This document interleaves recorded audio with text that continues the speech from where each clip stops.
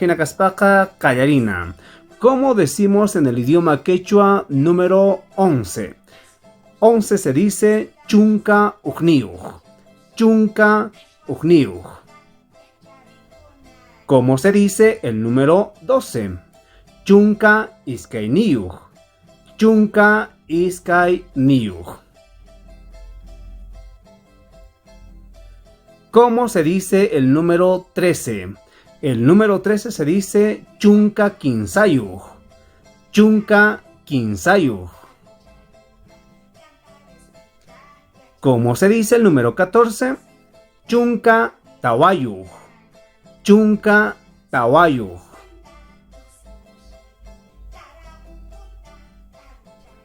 ¿Cómo se dice el número 15? Chunka pishkayuj. Chunka pishkayuj. ¿Cómo se dice el número 16? Chunka sohtayuj. Chunka sohtayuj. ¿Cómo se dice el número 17? Chunka kanchigniyuj. Chunka kanchigniyuj. ¿Cómo se dice el número 18? Chunka pusagniyuj. Chunka pusagniyuj. ¿Cómo se dice el número 19? Chunka isqonniyuj. Chunka isqonniyuj.